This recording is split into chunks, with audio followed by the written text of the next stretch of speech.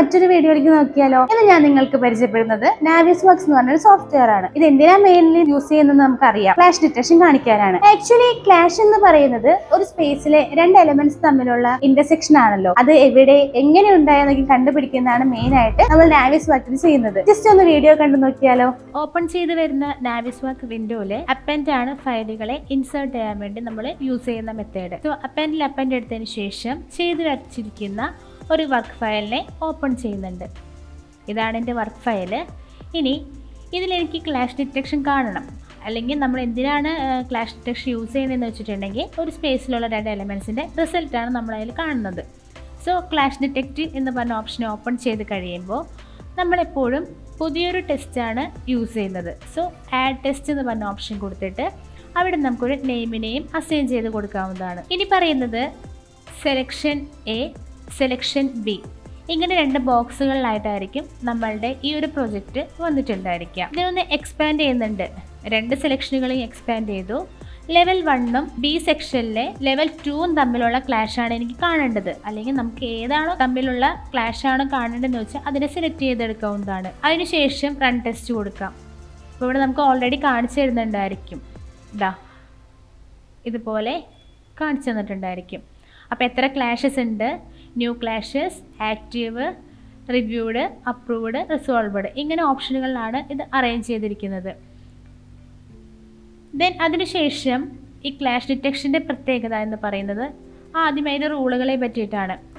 Ignore clashes between, ഈ ക്ലാഷുകൾ നമുക്ക് item in same layer, item in same group, block or cell, item in same file, item with coincident snap points, ഇങ്ങനെ 4 റൂളുകൾ ഉപയോഗിച്ചിട്ടാണ് നമ്മൾ ക്ലാഷുകൾ എങ്ങനെ ignore ചെയ്യണമെന്ന് തീരുമാനിക്കുന്നത്. ഇനി വരുമ്പോൾ സെലക്ട് എന്ന് പറഞ്ഞ ഓപ്ഷനാണ്. ഈ സെലക്റ്റിൽ നിന്നാണ് നമ്മൾ നേരത്തെ ചെയ്ത പോലെ ഏത് തമ്മിലുള്ള ക്ലാഷാണ് കാണേണ്ടതെന്ന് വെച്ചാൽ നമ്മൾ സെലക്ട് ചെയ്ത് കൊടുക്കുന്നത്. ഈ ഒരു വിൻഡോയിൽ വരുമ്പോൾ നമുക്ക് ആദ്യം കാണുന്നത് സർഫസ് ആണ്. ഞാനിപ്പോൾ 2 സർഫസുകൾ തമ്മിലുള്ള ക്ലാഷസ് ആണ് ഇപ്പോൾ ചെയ്തത്. എനിക്ക് വേണ്ടത് ഇതിലെ ലൈൻ മെത്തേഡ് ഉപയോഗിച്ചിട്ടുള്ളതാണെങ്കിൽ ലൈനെ ഞാൻ ഓണാക്കി വെച്ചിട്ടുണ്ട്. ദെൻ ഒന്നുകൂടെ റൺ ടെസ്റ്റ് കൊടുക്കുക. അപ്പോൾ ലൈനുകൾ തമ്മിലുള്ളതായി അതിന് റിസോൾവ്ഡ് നമുക്ക് കാണിച്ചു തരുന്നുണ്ടായിരിക്കും. അതുപോലെ തന്നെ ഓരോ ഓപ്ഷനുകളും ഇവിടെ കിടക്കുന്നുണ്ട്. ഇപ്പോൾ നമുക്ക് സെൽഫ് ഇൻ്റർസെക്റ്റ് ആണ് കാണിക്കുന്നതെങ്കിൽ സെൽഫ് ഇൻ്റർസെക്റ്റ് കൊടുത്ത് റൺ ടെസ്റ്റ് കൊടുക്കുമ്പോൾ എങ്ങനെയാണ് സെൽഫ് ഇൻ്റർസെക്റ്റ് വന്നിരിക്കുന്നതെന്ന് നമുക്കിവിടെ കാണിച്ചു തരുന്നുണ്ടാവും. ഇതുപോലെ നമുക്ക് ക്ലാഷസിന് കാണിച്ചു തരുന്നുണ്ടാവും.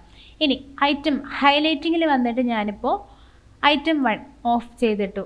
അപ്പോൾ നമുക്ക് ഐറ്റം 2 മാത്രമാണ് കാണിച്ചു തരുന്നത്. ഇവിടെയും നമുക്ക് ക്ലാഷുകൾ വരുന്നുണ്ട്, കണ്ടോ. ഇനിയിപ്പോൾ ഐറ്റം 1 വേണ്ട, ഐറ്റം 2 ഹൈഡ് ചെയ്തിട്ടുണ്ടെങ്കിൽ ഐറ്റം 1ലുള്ള കാര്യങ്ങൾ മാത്രം നമുക്ക് കാണിച്ചു തരും.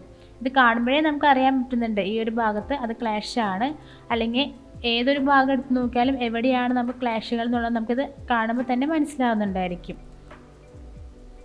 ഇനി പറയുന്നത് ഇങ്ങനെ ഓരോ ക്ലാഷുകളും നമ്മൾ പിക്ക് ചെയ്യുമ്പോഴും നമുക്ക് ജസ്റ്റ് ആനിമേഷൻ പോലെയാണ് കാണിച്ചു തരാം.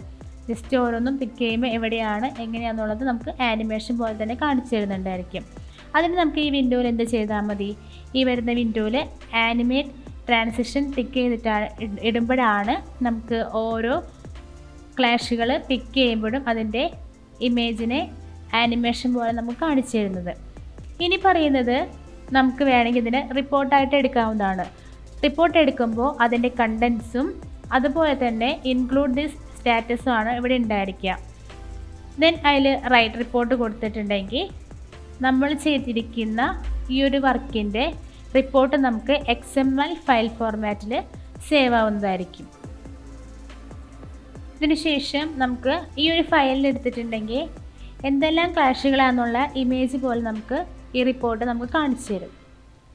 നമ്മൾ ചെയ്തിരിക്കുന്ന ഫയലിലെ എററുകൾ, ക്ലാഷുകൾ എവിടെയാണ് വന്നിരിക്കുന്നത് എന്നുള്ള റിപ്പോർട്ട് ഇമേജ് ഫയലായിട്ട് നമുക്ക് വന്നിട്ടുണ്ടായിരിക്കും. ഓക്കെ ഗൈസ്, വീഡിയോ ഇഷ്ടപ്പെട്ടെങ്കിൽ ലൈക്ക് ചെയ്യുക, സബ്സ്ക്രൈബ് ചെയ്യുക.